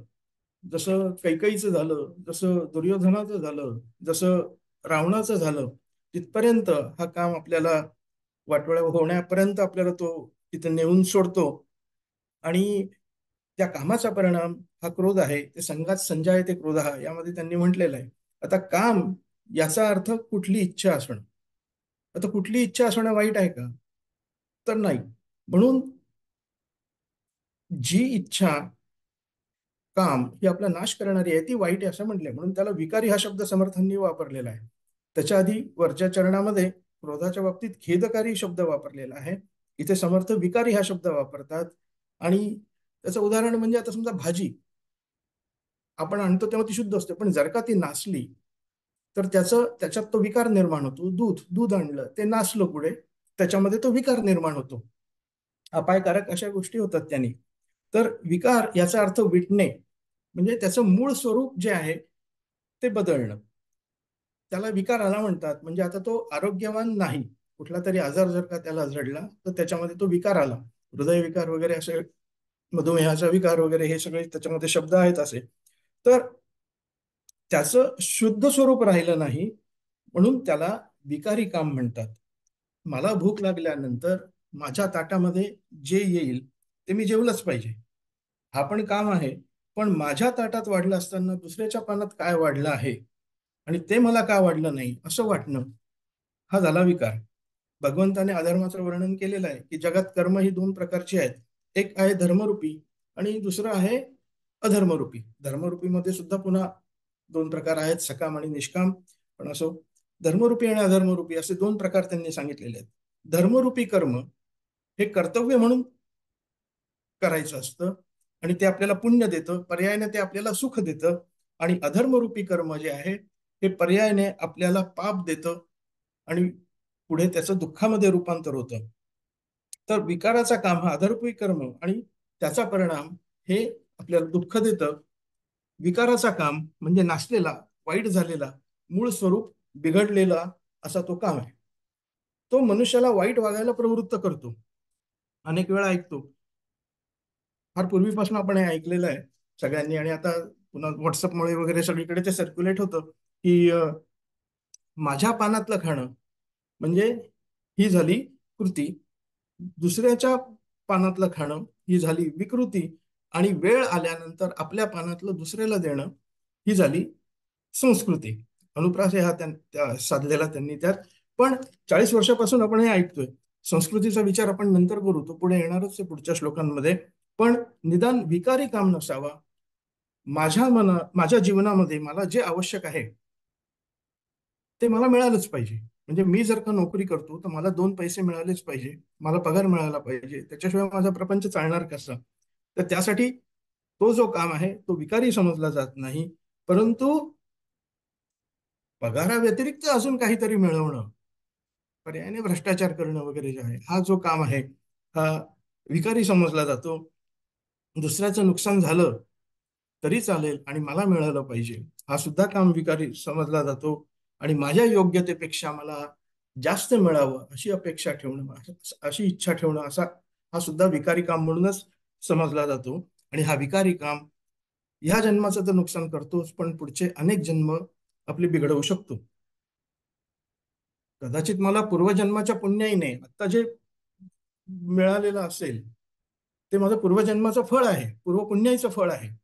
परंतु आता जर का मी दुष्कर्म करत असेल तर मात्र हे पुण्य संपल्यानंतर पुढे ते पुन्हा माझ्या गाठीला पडतं आणि मग त्याच्यातून हा विनाश आपला सुरू होतो.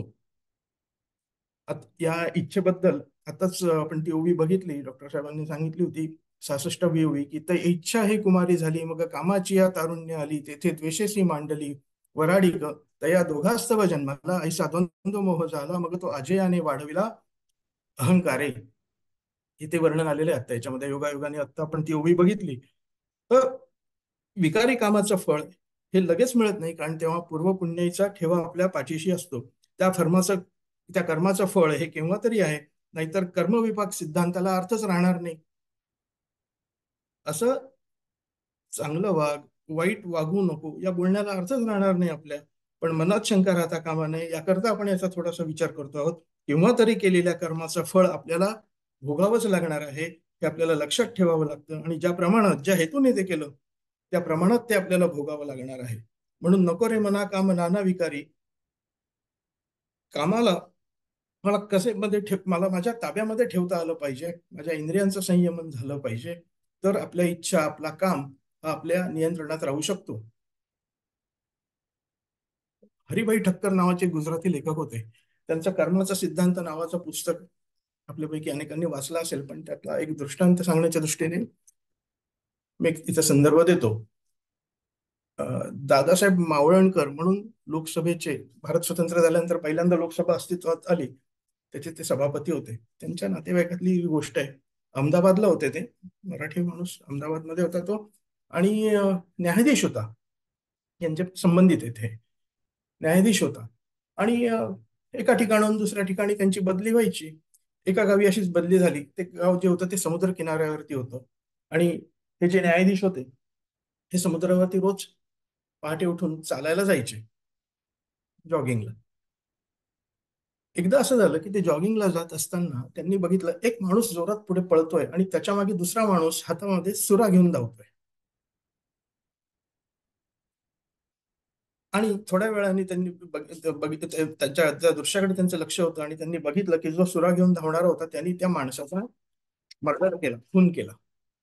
आता अशा वेळी ही जी प्रतिष्ठित मंडळी असतात ही डोळ्यासमोर घटना घडली तरी त्यात ते इन्व्हॉल्व्ह होत नाही, काय बघायला जात नाही वगैरे असं. ते ठीक आहे, गेलाय, पोलीस येतील, बघतील काय ते, आणि हा खटला पुढे आपल्याच कोर्टात उभा राहील याची त्यांना खात्री होती, आणि कोर्टात तो खटला उभा राहील. तो आरोपीच्या पिंजऱ्यामध्ये होता. आणि या न्यायाधीशांनी जेव्हा त्याच्याकडे बघितलं त्यांच्या असं लक्षात आलं की जो सुरा घेऊन माणूस मागे धावत होता तो कोणीतरी वेगळा होता, आणि आरोपीच्या पिंजऱ्यामध्ये असलेला माणूस कोणीतरी वेगळाच आहे. म्हणून खटल्याला सुरुवात झाली. गंमत अशी होती, न्यायाधीशांना माहिती होतं की हा माणूस तो नाही, पण ते न्यायाधीश असल्यामुळे ते बोलू शकत नव्हते, नाही तर त्यांना विटनेस बॉक्समध्ये यावं लागलं असतं. खटला तसंच चालू राहिला. गंमत अशी झाली की जे पुरावे वगैरे जे काही सगळे होते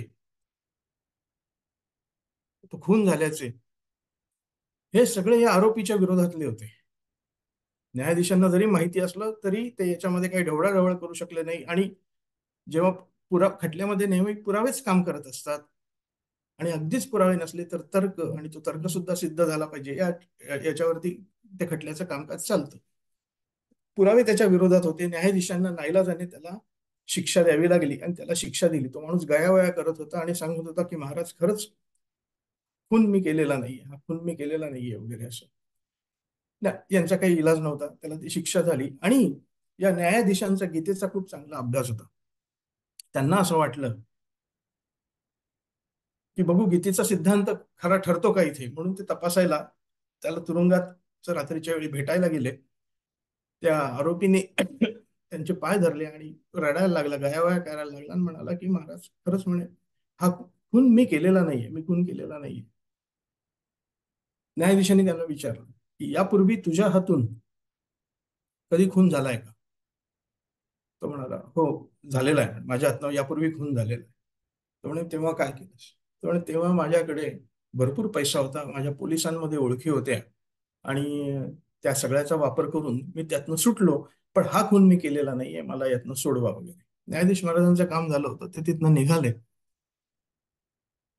तात्पर्य असं की पूर्वी केलेला जो खून होता तो पचवला गेला, त्याला तो पचवता आला, भरपूर पैसा वगैरे होता, पण त्याची पुण्याई त्याच्या गाठीशी होती, त्यामुळे त्याचा दोष त्याला लागला नाही. पण ती पुण्याई पूर्वीची संपली, आणि इथून पुढे तो खून झालेला नसताना सुद्धा त्याला ते त्याच्यातनं खून झालेला नसताना सुद्धा त्याला त्याचं भोगावं लागलं, कारण पूर्वीचं जे पाप होतं ते आता वरती आलं होतं, पुण्याचा साठा संपला होता.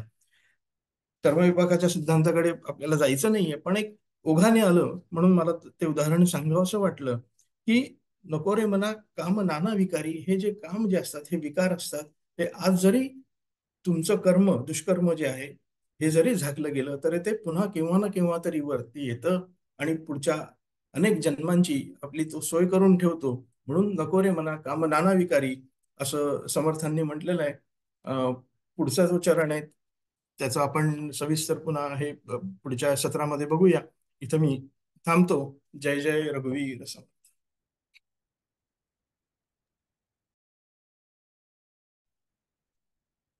मनोबुद्धिहंकार चित्तानि नाहं न च श्रोत्रजिह्वे न च घ्राणनेत्रे न च व्योम भूमिर्न तेजो न वायु चिदानन्दरूपः शिवोऽहं शिवोऽहं न च प्राणसंज्ञो न वै पञ्चवायु न वा सप्तधातुर्न वा पञ्चकोशः न वाक्पाणिपादौ न चोपस्थपायु चिदानन्दरूपः शिवोऽहं शिवोऽहं न मे द्वेषरागौ न मे लोभमोहौ मदो नैव मे नैव मात्सर्यभावः न धर्मो न चार्थो न कामो न मोक्षा चिदानन्दरूपः शिवोऽहं शिवोऽहं न पुण्यं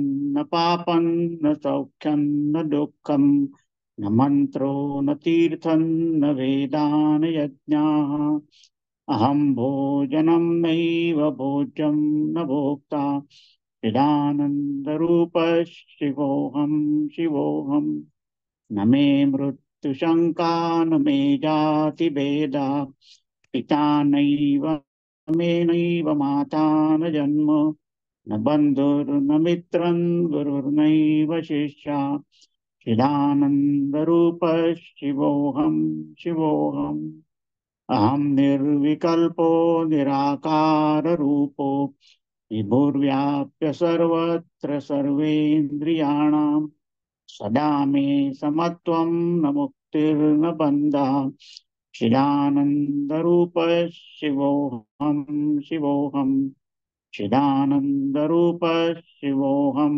शिवोऽहं चिदानन्दरूपः शिवोऽहं शिवोऽहम्.